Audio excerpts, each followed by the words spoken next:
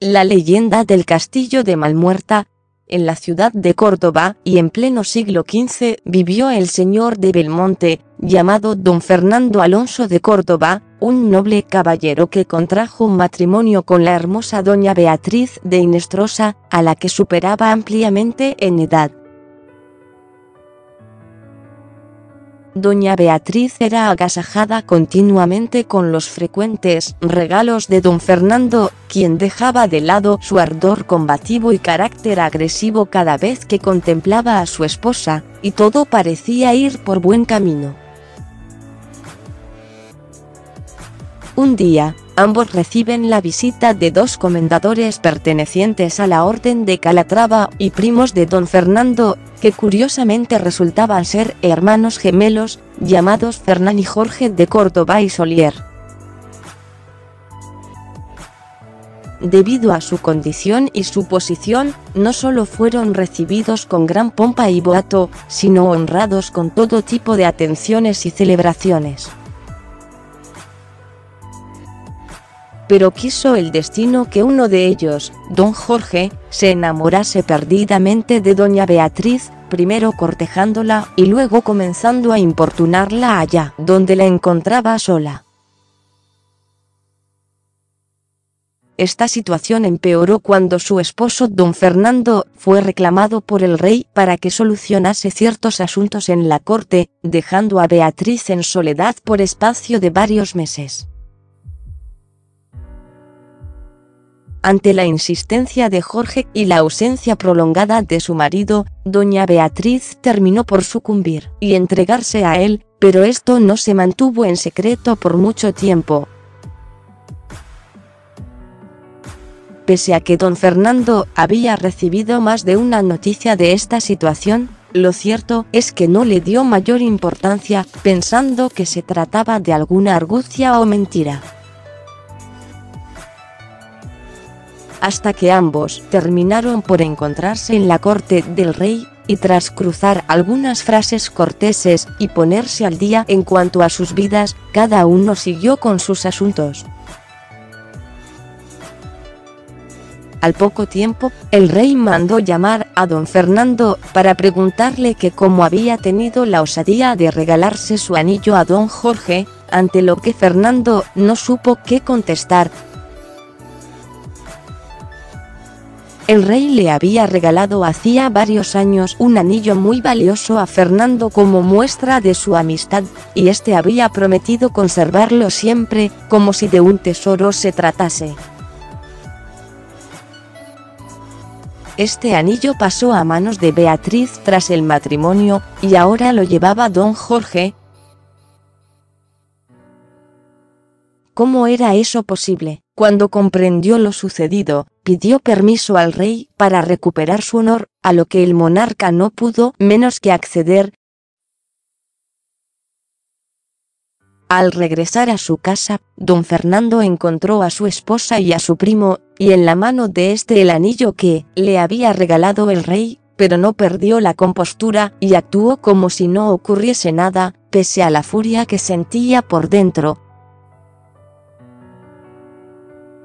Dijo a ambos que tenía que salir de viaje otra vez, y cuando hubo anochecido volvió a introducirse en su casa, encontrando a los amantes juntos en su propia cama.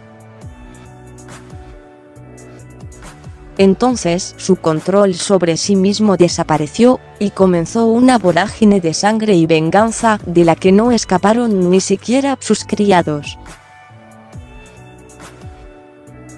A la salida del sol, la luz encontró un total 15 personas muertas al salir el sol. Entonces, según cuenta la leyenda, se dirigió al rector de la parroquia de Santa María, y confesando su acción pidió que los cadáveres recibiesen santa sepultura, tras lo cual se marchó durante años. Cuando regresó ante la presencia del rey, este le exigió que, para ser perdonado, debería construir una torre, y así lo hizo. Cuando terminó de erigir la torre de Malmuerta, pudo volver a ser caballero del rey y sus crímenes perdonados por el monarca.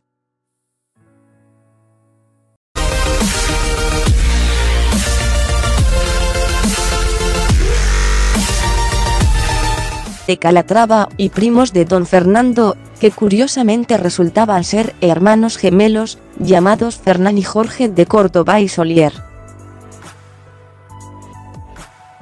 Debido a su condición y su posición, no solo fueron recibidos con gran pompa y boato, sino honrados con todo tipo de atenciones y celebraciones. Pero quiso el destino que uno de ellos, don Jorge, se enamorase perdidamente de doña Beatriz, primero cortejándola y luego comenzando a importunarla allá donde la encontraba sola. Esta situación empeoró cuando su esposo don Fernando fue reclamado por el rey para que solucionase ciertos asuntos en la corte, dejando a Beatriz en soledad por espacio de varios meses. Ante la insistencia de Jorge y la ausencia prolongada de su marido, doña Beatriz terminó por sucumbir y entregarse a él, pero esto no se mantuvo en secreto por mucho tiempo. Pese a que don Fernando había recibido más de una noticia de esta situación, lo cierto es que no le dio mayor importancia, pensando que se trataba de alguna argucia o mentira. Hasta que ambos terminaron por encontrarse en la corte del rey, y tras cruzar algunas frases corteses y ponerse al día en cuanto a sus vidas, cada uno siguió con sus asuntos. Al poco tiempo, el rey mandó llamar a don Fernando para preguntarle que cómo había tenido la osadía de regalarse su anillo a don Jorge, ante lo que Fernando no supo qué contestar. El rey le había regalado hacía varios años un anillo muy valioso a Fernando como muestra de su amistad, y este había prometido conservarlo siempre, como si de un tesoro se tratase. Este anillo pasó a manos de Beatriz tras el matrimonio, y ahora lo llevaba don Jorge. ¿Cómo era eso posible? Cuando comprendió lo sucedido, pidió permiso al rey para recuperar su honor, a lo que el monarca no pudo menos que acceder. Al regresar a su casa, don Fernando encontró a su esposa y a su primo.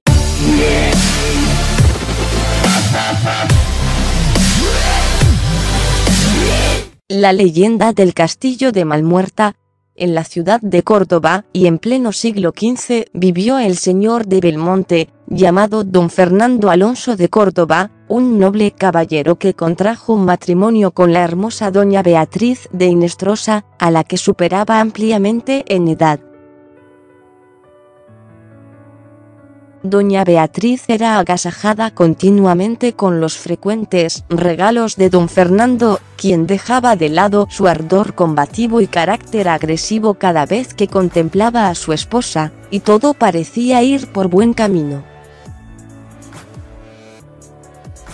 Un día, ambos reciben la visita de dos comendadores pertenecientes a la Orden de Mo, y en la mano de este el anillo que le había regalado el rey, pero no perdió la compostura y actuó como si no ocurriese nada, pese a la furia que sentía por dentro. Dijo a ambos que tenía que salir de viaje otra vez, y cuando hubo anochecido volvió a introducirse en su casa, encontrando a los amantes juntos en su propia cama. Entonces su control sobre sí mismo desapareció, y comenzó una vorágine de sangre y venganza de la que no escaparon ni siquiera sus criados. A la salida del sol, la luz encontró un total 15 personas muertas al salir el sol.